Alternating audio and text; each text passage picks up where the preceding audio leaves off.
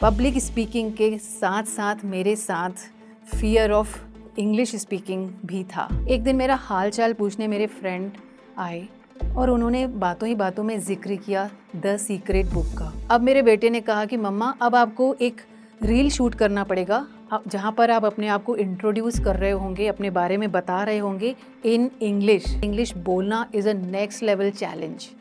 मैंने इस चैलेंज को एक्सेप्ट किया, अब इसके ऊपर काम किया। कभी कभी हमें अपने इमोशन से भागने की नहीं, उनके साथ ठहरने की ज़रूरत होती है। कभी कभी जल्दबाजी की नहीं, आराम से बेझिझक वक्त बिताने की ज़रूरत होती है। और कभी कभी हमें दूसरों की नहीं बल्कि खुद की ज़रूरत होती है। आज मैं आपके सामने एक इंटरेस्टिंग और एक सिंपल सी स्टोरी, बल्कि स्टोरी नहीं, उसके एक टर्निंग पॉइंट को एक्सप्लेन करने जा रही हूँ।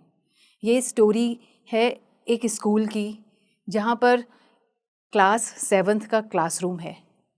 मॉरल साइंस का पीरियड है। सारे बच्चे आज एक होमवर्क प्रिपेयर करके आए हैं और ये कोई साधारण सा बोरिंग सा होमवर्क नहीं है। ये होमवर्क पॉसिबिलिटीज़ और क्रिएटिविटी से भरा हुआ प्यारा सा होमवर्क है। सारे बच्चों को बोला गया था कि आप अपने फ्यूचर सेल्फ, जो आप बनना चाहते हैं, उसके बारे में एक स्टोरी क्रिएट करके आना है और सुनाना है। तो कोई बच्चा अपने डॉक्टर बनने की स्टोरी सुना रहा था, तो कोई बच्चा अपने इंजीनियर बनने की स्टोरी सुना रहा था, कोई एस्ट्रोनॉट या फिर कोई अपने शेफ़ बनने की स्टोरी सुना रहा था। मैं जिसकी स्टोरी सुना रही हूँ वो भी अपने सपनों को बड़े सुंदर से बुनकर आई थी, उस पेपर पर स्याही से लिखकर आई थी। जब उसकी बारी आई, वो अपना सपनों का पन्ना लेकर जब क्लास के फ्रंट की तरफ बढ़ने लगी, उसके चलते चलते उसने रियलाइज़ किया कि उसके दिल की धड़कनें बहुत तेज़ हो गई हैं। उसकी बॉडी में शिवरिंग सी हो रही है। किसी तरह वो धीरे धीरे पहुंची फ्रंट तक। वहाँ पर पहुंचकर जब उसने देखा सारे स्टूडेंट्स की आंखें उसको देख रही हैं, शी वॉज ब्लैंक। मानो उसके पन्नों से वो स्याही के रंग, वो सपनों के रंग ही उड़ गए हों। पीछे से टीचर की आवाज़ आ रही है, जल्दी स्टार्ट करो। And she was confused and उसको ये समझ में नहीं आ रहा कि वो क्या बोले। She said, ma'am I can't. फिर से टीचर की आवाज़ आई, तुम्हें बोलना होगा नहीं तो क्लासरूम से बाहर जाओ। Then she said, I can't ma'am. और मैम ने कहा, then go out of the class. वो चुपचाप क्लास से बाहर जाने लगी। वो क्लासरूम फर्स्ट फ्लोर पर था। धीरे धीरे सीढ़ी से उतरते उतरते वो और उसका कॉन्फिडेंस नीचे उतरते ही जा रहे थे। क्लासरूम से बाहर खड़े होकर पूरे 30 मिनट तक वो वहाँ पर खड़ी थी, सर झुकाए हुए, ताकि वो आते जाते लोगों को न देख सके और आते जाते लोग भी उसको न देख सके। उसके मन में बहुत सारा डर, पूरी बॉडी शिवर कर रही थी और अंदर काफ़ी नेगेटिव थॉट्स चल रहे थे। I am good for nothing, मैं इस काबिल नहीं हूँ, आई एम नॉट इनफ, मैं उस टाइप की नहीं हूँ, मेरी पर्सनैलिटी बोल्ड और एक्सप्रेसिव नहीं है। इस तरह के थॉट्स चल रहे थे। और आज उसने डिसाइड किया कि मैं अब कभी भी ज़िंदगी में इस तरह के फियर को फेस नहीं करना चाहती। जिस तरह हम अपने कलर पेंसिल के बॉक्स से वाइट कलर की पेंसिल को बाहर कर देते हैं ना, उसी तरह आज वो चाहती थी कि अपने इमोशंस के बॉक्स से उस फियर के इमोशंस को अपनी ज़िंदगी से बाहर कर दे। पर ये इमोशन बाहर नहीं, उसके इंटरनल वर्ल्ड में गया। वो वाइट पेंसिल उसने बाहर नहीं थ्रो की, अपने ही अंदर फ्रीज करके रख दी। उस दिन क्लासरूम के बाहर खड़े खड़े मैंने उस फियर को अपने अंदर सीप इन करने की परमिशन दे दी। मैं हूँ कविता सचदेव। मैं रायपुर छत्तीसगढ़ से बिलोंग करती हूँ। मैं एक well to do business family से हूँ। मैं एक जॉइंट फैमिली से हूँ जहाँ पर लड़कियों को कोएड में पढ़ने और पढ़ाने का कल्चर नहीं था, इसलिए मेरी स्कूलिंग एक हिंदी मीडियम से हुई। पब्लिक स्पीकिंग के साथ साथ मेरे साथ फियर ऑफ इंग्लिश स्पीकिंग भी था। तो जब मैंने क्लासरूम के बाहर खड़े खड़े उस फियर को अपने अंदर रहने की परमिशन दे दी, तो अब वो फियर मेरी पर्सनालिटी का हिस्सा बनते जा रहा था। मैं जहाँ भी जाती इस फियर को लेकर जाती थी। स्कूल में, घर में, सोशल गैदरिंग्स में हर समय ये फ़ियर मेरे साथ ही रहता था। धीरे धीरे मेरी पर्सनालिटी में शिफ्ट आने लगे। स्कूल में जब एनुअल डे के फंक्शंस पर परफॉर्म करना कंपलसरी हो जाता था, तो टीचर ड्रामा में कौन पार्टिसिपेट करेगा सवाल पूछती थी, रेज़ योर हैंड्स। मैंने कभी अपना हैंड रेज़ नहीं किया। लेकिन जब टीचर ने पूछा डांस में कौन पार्टिसिपेट करेगा, मैंने हैंड रेज़ किया। क्यों? क्योंकि वहाँ बोलना नहीं पड़ेगा ना। सेम जब सोशल गैदरिंग्स में कभी अपनी फैमिली गैदरिंग्स में भी हम एक दूसरे को माइक फॉरवर्ड करते हैं ना, पास ऑन करते हैं। जब जब मैं देखती थी कि माइक मेरी तरफ आ रहा है, माइक को अपने डायरेक्शन में आते देखकर मैं डायरेक्शन चेंज कर लेती थी। इस कदर का फ़ियर था मेरे अंदर। अब मेरे घर में मेरी पर्सनैलिटी भी चेंज होने लगी। अपने सारे सिबलिंग्स, एक जॉइंट फैमिली में हम बहुत सारे सिबलिंग्स और कज़िन्स थे, उन सब में से मैं थोड़ी शाय और इंट्रोवर्ट जैसी साउंड करने लगी। घर के बड़े लोगों को लगता था कि ये मैच्योर और समझदार बिहेवियर है, तो वो मेरे इस बिहेवियर को पसंद करते थे, मेरी तारीफ़ करते थे कि कविता बहुत शांत और समझदार है, ज़्यादा बहस नहीं करती। मुझे अपनी तारीफ़ कहीं ना कहीं अच्छी लगती थी।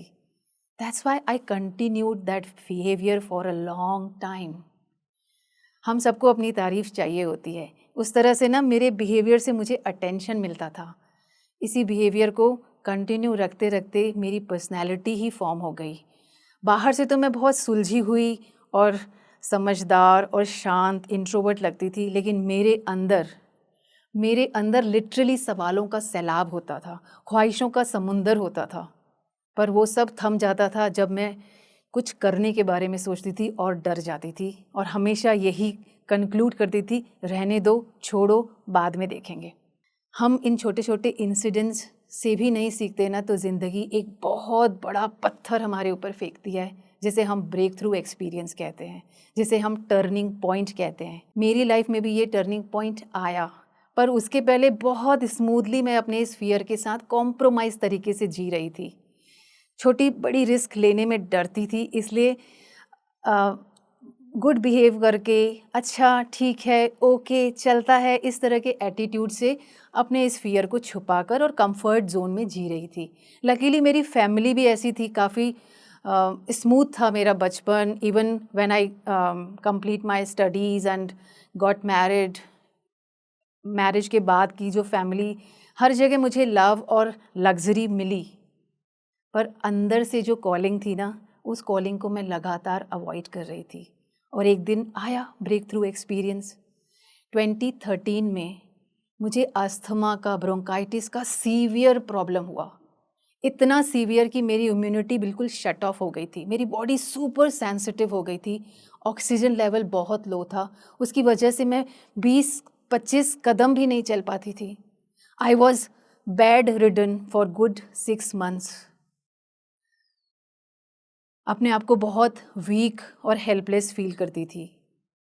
चाहे मेरी फैमिली मुझे बहुत सपोर्ट करती थी, बहुत ख्याल रखती थी। हर सुबह मेरे हस्बैंड उठकर मेरी पल्स चेक करते थे, मेरी हार्ट बीट चेक करते थे, देखते थे कि आई एम अलाइव और नॉट।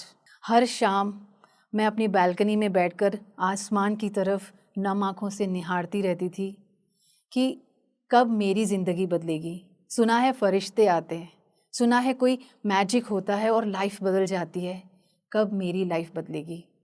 जब मैं बालकनी में बाहर बैठकर लोगों को आते जाते देखती थी, तो मेरे अंदर यही थॉट चलता था कि कैसे लोग चल लेते हैं, how lucky they are, I can not walk even. एक दिन मेरा हाल चाल पूछने मेरे फ्रेंड आए और उन्होंने बातों ही बातों में जिक्र किया द सीक्रेट बुक का। उन्होंने कहा कि पढ़ ले कविता, इस बुक से तेरी लाइफ बदल जाएगी, इस बुक से तेरी लाइफ बदल जाएगी, पढ़ ले कविता। यही थॉट मेरे अंदर गूंज रहा था, और मैंने जल्दी से किताब मंगवाई और उसको डेडिकेटेडली फुल डिटर्मिनेशन के साथ पढ़ने लगी। जो लिखा हुआ था वो करने की अपनी तरफ से कोशिश करती थी।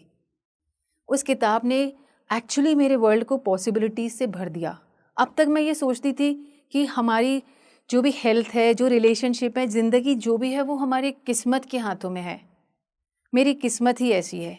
But now I realise the power of me, the real me. मुझे वो गोल्डन लाइट दिखी। बस अब मैंने उठा लिया छेनी और हथौड़ा, जस्ट टू क्ले को चिप करने के लिए। मैंने उस किताब के बाद एक करके बहुत किताबें पढ़ी। इवन लाइव वर्कशॉप्स भी कभी कभी अटेंड करती थी। मतलब अब मेरा फोकस शिफ्ट हो गया था, not towards the pain and victimhood, कि बेचारी कविता, बेचारी मेरी ज़िंदगी, बेचारा मेरा हेल्थ। अब मेरा फोकस हो गया था कि how can I change my life, how can I own my life. मैंने जिम ज्वाइन किया, डेडिकेटेडली 2 साल तक काफ़ी मेहनत की अपनी सेहत के ऊपर।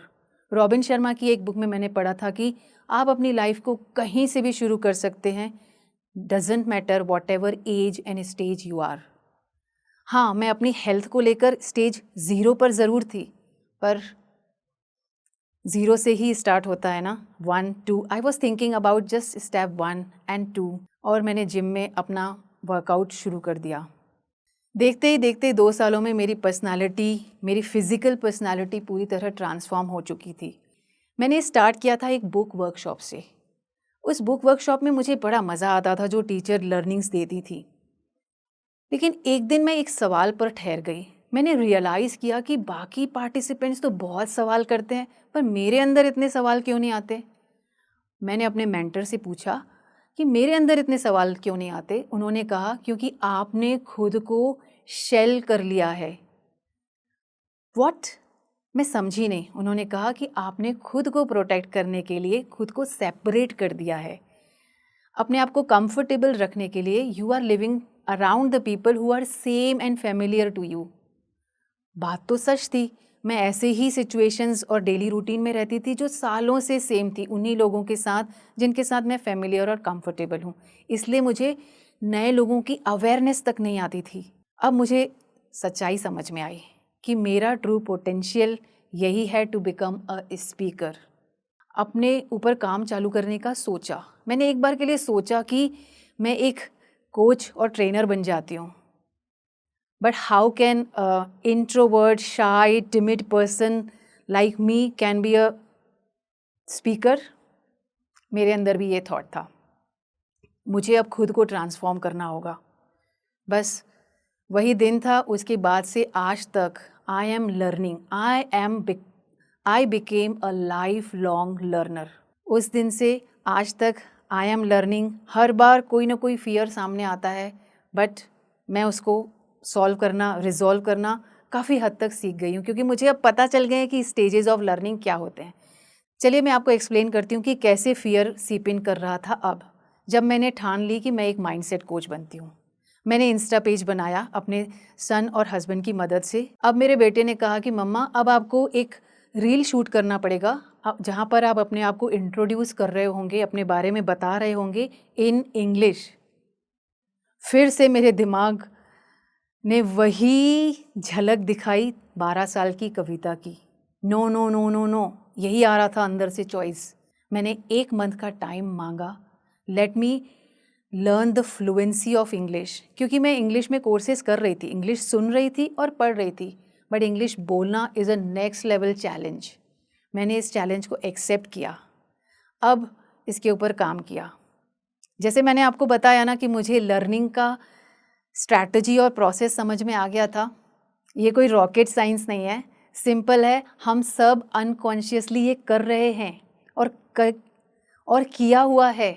जब एज अ चाइल्ड आपने वॉक करना सीखा था, कैसे? Fall and rise, because falling was the part of process. Same way मैंने भी इंग्लिश सीखी, बार बार मेरा मोटिवेशन ड्रॉप होता था, मैं बार बार उसको पिक करती थी। आपने बात करना कैसे सीखा? आपने एक बच्चे को देखा है, जब वो तुतलाता है तो लोग उसके ऊपर हंसते हैं। मेरी इंग्लिश पर भी लोग हंसते थे। I was okay with it, क्योंकि मुझे पता चल गया था कि falling is the part of process. बस यहीं से ही मेरी जर्नी कंटिन्यू रही, और 1 मंथ में मैंने इंग्लिश में रील शूट किए। एक क्या, मैंने बहुत सारे रील्स डाले इंस्टा में। आज मेरा यूट्यूब चैनल भी है। इंग्लिश बोलना was always challenging to me, क्योंकि इंग्लिश पढ़ने के लिए आपको इंग्लिश पढ़ते समय और इंग्लिश सुनते समय आपके लिए फियर ऑफ जजमेंट नहीं आता, बोलते समय ही आता है। और मैंने जर्नलिंग करी इंग्लिश में, जिससे मुझे हेल्प हुई इंग्लिश में थिंक करने की। अब जब मैं इंग्लिश में थिंक कर पाती हूँ तो इंग्लिश में बोलना was little easier for me. I am still learning the language. इसके कारण बहुत बार मुझे मिस इंटरप्रिटेट किया गया है। इवन इंग्लिश बोलते समय ना कुछ कुछ मिस्टेक मेरे से अभी भी हो जाती है। यूट्यूब की वीडियो में 1-2 बार मैंने मिस्टेक की थी, बट आई फेल्ट कि यही तो falling is the part of process of rising. English को सीखना, इंग्लिश लैंग्वेज के बैरियर को हटाने के बाद मेरा कॉन्फिडेंस काफ़ी लेवल तक बूस्ट हुआ, क्योंकि कहीं ना कहीं हम अपने आप को रोक रहे होते हैं ना। इंग्लिश एक रीज़न था और इंग्लिश की वजह से आज इंग्लिश बोल पाती हूँ। इस वजह से I can impact the whole world.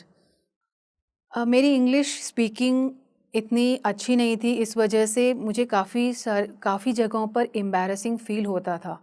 जब मैं कोर्सेज़ अपने सेल्फ़ ट्रांसफॉर्मेशन के कोर्सेज़ करती थी तो वो मोस्टली इंग्लिश में ही होते हैं और वहाँ पर लोग भी इंग्लिश में ही क्वेश्चन पुट करते हैं। तो मुझे अंदर सवाल तो आता था लेकिन उसको इंग्लिश में पूछना नहीं आता था। मैं क्या करती थी, उस समय उस सवाल को लिख लेती थी, अगले दिन अपने बच्चों से पूछती थी कि इसको इंग्लिश में ट्रांसलेट करके बताओ, then I will be asking in the next session.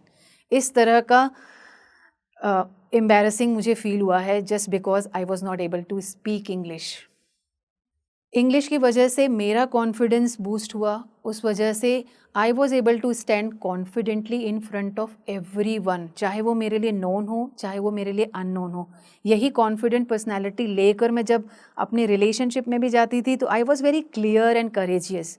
Same यही कॉन्फिडेंट पर्सनैलिटी लेकर जब मैं अननोन और नए लोगों के साथ जाती थी तो भी मैं बहुत करेजियस और इम्पैक्टफुल फील करती थी। जब मैंने 1 महीने का चैलेंज लिया कि मुझे 1 महीने का टाइम दो और मैं इंग्लिश में रील क्रिएट करके दिखाऊंगी, लिटरली यूट्यूब पर जो मेरे फेवरेट स्पीकर थे, जो मेरा फेवरेट कंटेंट था, उसको मैं बार बार सुनती थी, उसको लिखती थी, उनकी टोनैलिटी, उनकी फ्लुएंसी को कॉपी करने की कोशिश करती थी। जैसे एक बच्चा सीखता है ना, माँ पा, उसी तरह मैंने इंग्लिश की फ्लुएंसी सीखी है।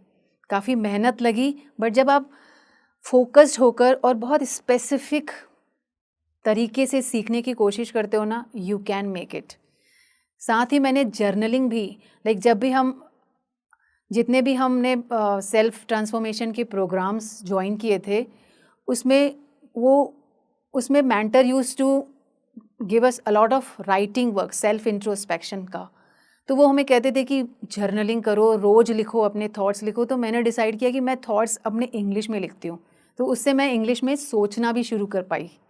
इस तरह मेरी हेल्प हुई टू लर्न इंग्लिश। तो अगर आप अपने इंग्लिश लर्निंग और फ्लुएंसी को लेकर कमिटेड हैं, I am telling you, focus, सब कुछ भुलाकर, सारे डिस्ट्रैक्शन को हटाकर गिव योर सेल्फ एटलीस्ट 1 और 2 मंथ। उन्हीं लोगों से बात करो जो इंग्लिश में बात करते हैं, उन्हीं लोगों को सुनो जो इंग्लिश में बोल रहे हैं, इंग्लिश में सोचना शुरू कर दो और अपने फियर ऑफ जजमेंट को ड्रॉप कर दो। You will rock it. Josh Talks English speaking app daily 40,000 लोगों की इंग्लिश लर्निंग टेक्निक को चेंज कर रहा है। यहाँ लोग बिना डर और एम्बैरेसमेंट के आपस में इंग्लिश में बात कर प्रैक्टिस कर रहे हैं। तो आपको कौन रोक रहा है इस जजमेंट फ्री माहौल का हिस्सा बनने से? आज ही जुड़े।